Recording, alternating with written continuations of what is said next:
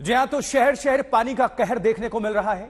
गुजरात के कई शहरों में बाढ़ और बारिश से बेबसी का आलम है। यह है कि फसल से लेकर व्यापार तक डूबने की कगार पर पहुंच गए हैं। सरदार सरोवर बांध पर दबाव इतना बढ़ चुका है कि इसके 23 गेट खोलने को मजबूर होना पड़ा और इससे आसपास के इलाकों में पानी भरने की आशंका भी बढ़ गई है और लोगों को सुरक्षित ठिकानों पर पहुंचाया जा रहा है। आपको हम स्पेशल रिपोर्ट दिखाते हैं और इसी रिपोर्ट के साथ करते हैं इस बुलेटिन की शुरुआत। आप देखें।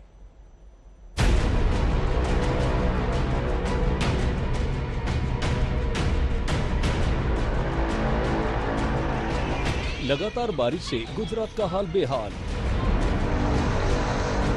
नर्मदा बांध के आसपास पानी का बवाल।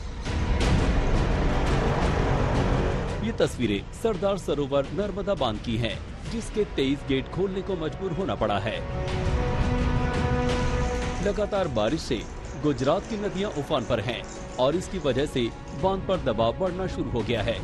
इस दबाव को कम करने के लिए करीब 3 मीटर तक 23 दरवाजों को खोला गया। इससे 5 लाख क्यूसेक पानी निचले इलाकों में जाना शुरू हो गया है। बांध से दबाव तो कम हो रहा है, लेकिन बाकी इलाकों में खतरा लगातार बना हुआ है। इस खतरे को देखते हुए प्रशासन ने नदी किनारे बसे करजन, डाभोई, आशिनोर तालुका इलाकों में अलर्ट जारी किया है।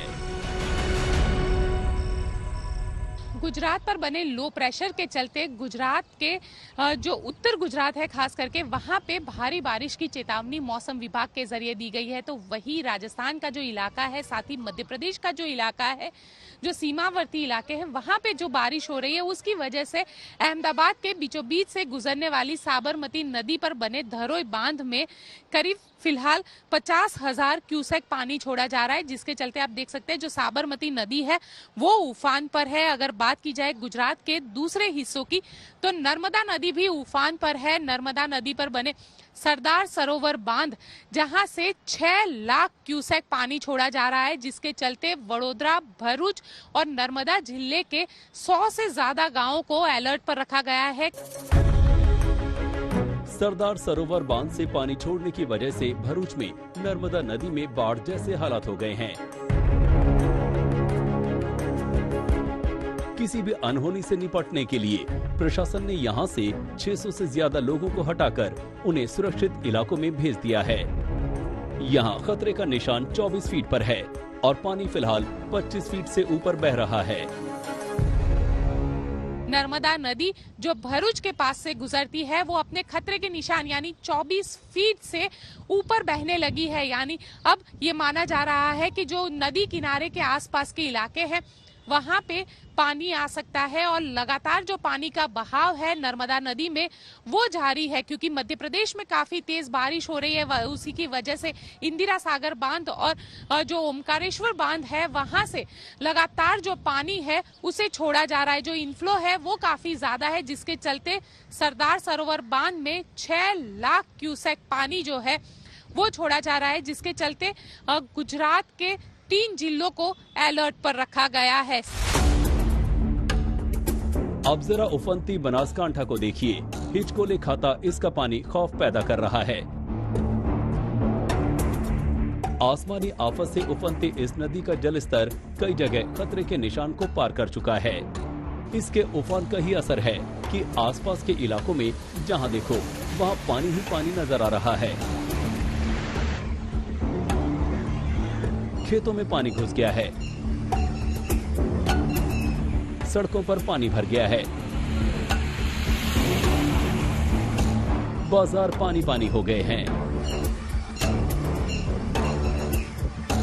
गुजरात के अरावली में तो हालात और भी बदतर हो गए हैं। निचले इलाके पानी में इस कदर डूब गए हैं कि रोजमर्रा के कामकाज पूरी तरह ठप हो गए हैं। देखिए कैसे छोटी छोटी दुकानों में पानी घुस गया है। एक बाइक आधी पानी में डूब गई है और सड़कें तो जैसे तालाब ही बन गई हैं। अरावली का ये हाल मानो नदी में लगातार बढ़ते जलस्तर की वजह से भी हुआ है। इसी नदी में अचानक बढ़े पानी की वजह से 8 लोग फंस गए और एसडीआरएफ को फौरन रेस्क्यू ऑपरेशन चलाना पड़ा।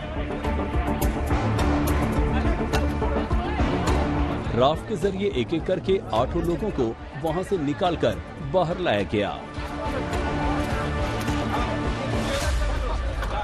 एसपी सर के पास से हमारे इंस्पेक्टर वेकरिया साहब पर कॉल आया कि जालमपुर गांव में 14 आदमी फंसे हुए हैं, उनको निकालना है। तो फिर हमारी टीम वहां से रवाना हुई।